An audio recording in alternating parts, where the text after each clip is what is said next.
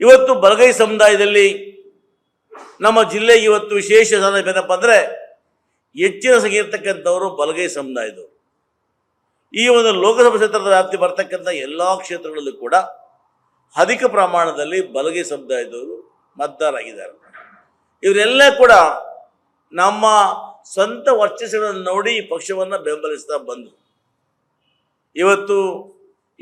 ಇವತ್ತು ಕೂಡ ಪಕ್ಷ ಒಂದು ಕಡೆ ಆದರೆ ಇನ್ನೊಂದು ಕಡೆ ನಾವೇನು ಚುನಾಯಿತರಾಗಿದ್ದೀವಿ ನಾವೆಲ್ಲರೂ ಕೂಡ ಸ್ವಂತ ಬಲದ ಮೇಲೆ ಸ್ವಂತ ಹಣವನ್ನು ಖರ್ಚು ಮಾಡಿ ಚುನಾವಣೆ ಗೆದ್ದು ಬರ್ತಕ್ಕಂಥದ್ದು ಇತಿಹಾಸ. ಇದು ಮತ್ತೆ ಹೇಳಿದೆ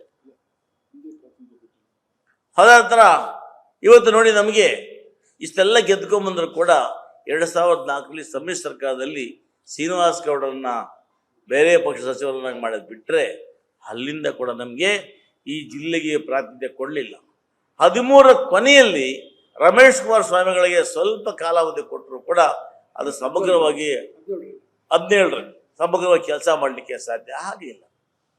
ಈ ನಿಟ್ಟಿನಲ್ಲಿ ಇವತ್ತು ನಾವೆಲ್ಲ ಕೂಡ ಈ ಬಾರಿ ಹೆಚ್ಚಿನ ಸಂಖ್ಯೆಯಲ್ಲಿ ಶಾಸಕರು ಆಯ್ಕೆಯಾಗಿದ್ದೀವಿ. ನಮ್ಮ ಜಿಲ್ಲೆಯ ಅಭಿವೃದ್ಧಿ ಆಗಬೇಕು. ನಮ್ಮ ಜಿಲ್ಲೆಗೆ ಇದುವರೆಗೂ ಕೂಡ ಬರ್ತಕ್ಕಂಥ ಸುಮಾರು 25 ವರ್ಷಗಳಿಂದ ಬೆಂಗಳೂರಿಂದನೋ ಎಲ್ಲಿಂದನೋ ಬರ್ತಾರೆ, ನೇಮಕವಷ್ಟೇ ಸಭೆ ಸಮಾರಂಭಗಳಿಗೆ ಮಾತ್ರ ಸೀಮಿತ ಆಗ್ತಾರೆ. ಜನರ ಕಷ್ಟಗಳಿಗೆ ಕೋಲಾರ ಜಿಲ್ಲೆಯನ್ನು ಚಿಕ್ಕಬಳ್ಳಾಪುರ ವಿಜಯನಗರ ಸಮಗ್ರ ಅಭಿವೃದ್ಧಿ ಮಾಡಲಿಕ್ಕೆ ಯಾವುದೇ ಯೋಜನೆಗಳನ್ನು ಕೊಡೋದಕ್ಕೆ ತರೋದಕ್ಕೆ ಸಫಲ ಆಗ್ತಾ ಇಲ್ಲ ಅಂತೇಳಿ ಈ ಬಾರಿ ನಾವೆಲ್ಲ ಶಾಸಕರು ಒಂದಾಗಿ ಕಳೆದ ಬಾರಿ ನಮಗೆ ಚಿಕ್ಕಬಳ್ಳಾಪುರಕ್ಕೆ ಅವಕಾಶ ಕೊಟ್ಟಿದ್ರಿ. ಈ ಬಾರಿ ಗೆದ್ದಿರ್ತಕ್ಕಂಥ 7 ಜನ ಕಾಂಗ್ರೆಸ್ ಶಾಸಕರು ಗೆದ್ದಿದ್ದೇವೆ. ಈ ಕೋಲಾರಕ್ಕೆ ಅವಕಾಶ ಕೊಡಬೇಕು.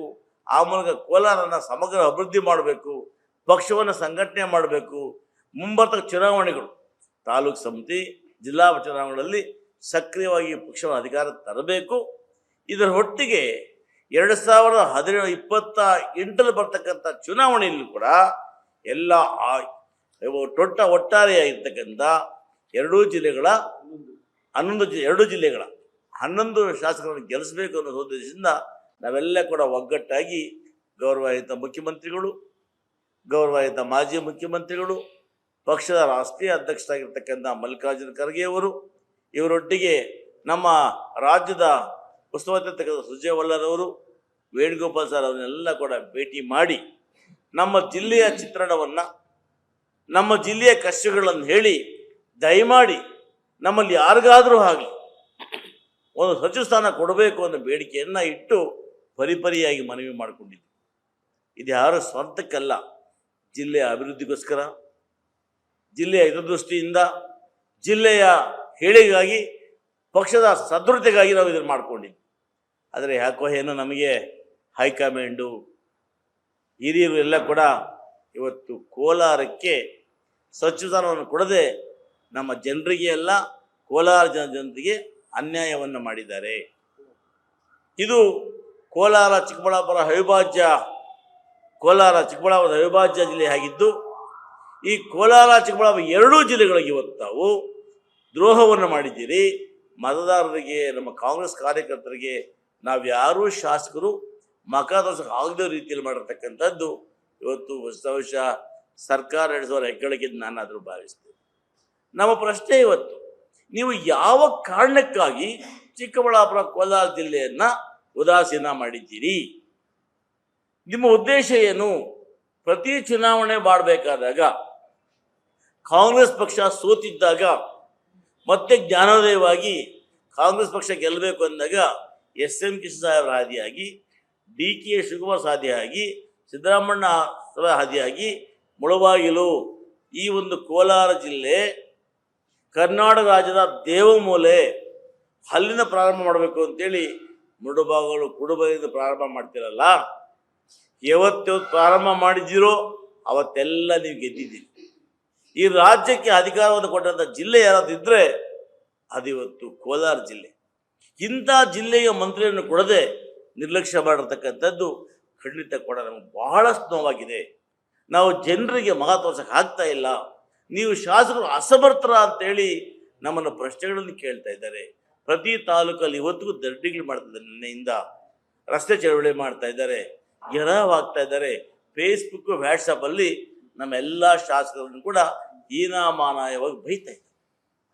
ಇದು ಒಂದು ಕಡೆ ಆ ಸರ್ಕಾರವನ್ನು ಯೂತ್ಸು ಹೀಯಾಳಿಸೋದು ನೋಡಿದ್ರೆ, ನಮ್ಮನ್ನು ಹೀಯಾಳಿಸೋದು ನೋಡಿದ್ರೆ ನಮಗೆಲ್ಲೋ ಒಂದು ಕಡೆ ಭಾಳಷ್ಟು ನೋವಾಗ್ತಾ ಇದೆ. ಇದರಿಂದ ನಾವೆಲ್ಲ ಕೂಡ ಭಾಳ ನೊಂದಿದ್ದೇವೆ. ಇವತ್ತು ನಮ್ಮ ಕಾರ್ಯಕರ್ತರಿಗೆ ನಾವು ಏನಂತ ಉತ್ತರ ಕೊಡಬೇಕು? ಅವರಿಗೆ ನಾವು ಯಾವ ಕಾರಣಕ್ಕಾಗಿ ನಮಗೆ ಶಾಸಕ ಸಚಿವ ಕೊಟ್ಟಿಲ್ಲ ಅಂತ ಹಿಂಗೆ ಹೇಳ್ಬೇಕು ನಾವು? ಕೆಲವು ಜಿಲ್ಲೆಗಳಿಗೆ 3 ಸ್ಥಾನ ಕೊಟ್ಟಿದ್ದೀರಿ, ಕೆಲವು 2 ಸ್ಥಾನ ಕೊಟ್ಟಿದ್ದೀರಿ, ಭಾಳಷ್ಟು ಕಡೆ 2 ಕೊಟ್ಟಿದ್ದೀರಿ. ಈ 2 ಜಿಲ್ಲೆಗಳಿಗೆ ಇರ್ತಕ್ಕಂಥ 7 ಜನರಲ್ಲಿ ಮಂತ್ರಿ ಪದವಿ ಮಾಡ್ತಕ್ಕಂಥವ್ರು ಯಾರೂ ಸಮರ್ಥರು ಇಲ್ಲವಾ? ಯಾವ ಕಾರಣಕ್ಕಾಗಿ ನೀವು ಕೆಲಸವನ್ನು ಮಾಡಿದ್ರಿ ಅಂತೇಳಿ ಇವತ್ತು ನಾವೆಲ್ಲ ಮುಖಂಡರು ಹೈಕಮಾಂಡನ್ನು ಸಭೆ ಕೇಳ್ತೀವಿ, ಹೈಕಮಾಂಡನ್ನು ಭೇಟಿ ಮಾಡ್ತೀವಿ. ಯಾಕಂದರೆ ನಮ್ಮ ಕ್ಷೇತ್ರಗಳಲ್ಲಿ ಇಲ್ಲಿ ಯಾರಿದ್ದೀರಿ ನಾವೆಲ್ಲ ಕೂಡ ಪಾರ್ಟಿ ಮತ್ತು ಸ್ವಂತ ವರ್ಚಸ್ಸಿನ ಮೇಲೆ ಗೆಲ್ತಕ್ಕಂಥವ್ರು. ನಾವು ಕೇವಲ ಪಾರ್ಟಿ ಟಿಕೆಟ್ ಇಲ್ಲವರಲ್ಲ, ನಾವು ಯಾವುದೇ ಪಕ್ಷದ ಗೆಲ್ಲಬಹುದಾಗಿತ್ತು.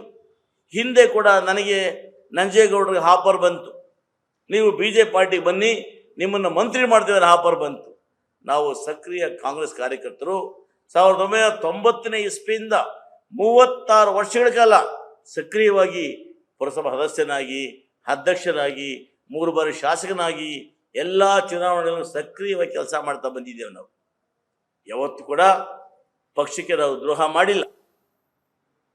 ಇಂಥ ಸಮಯದಲ್ಲಿ ಕೂಡ ನಾವು ಪಕ್ಷದ ಪರವಾಗಿ ನಿಂತ್ರಿ, ಪಕ್ಷದ ಗೌರವ ಉಳಿಸಿದ್ರಿ. ಅದಕ್ಕೆ ಇವತ್ತು ನಮಗೆ ಸಚಿವ ಕೊಡದಿರ್ತಕ್ಕಂಥದ್ದು ಕೊಡುಗೆನಾ? ಪಕ್ಷದ ಪರವಾಗಿ ಕೆಲಸ ಮಾಡಿದ್ದಕ್ಕೆ ಇವತ್ತು ಸರ್ಕಾರ ಕೊಡ್ತಕ್ಕಂಥ ಕೊಡುಗೆ ಇದೇನಾ?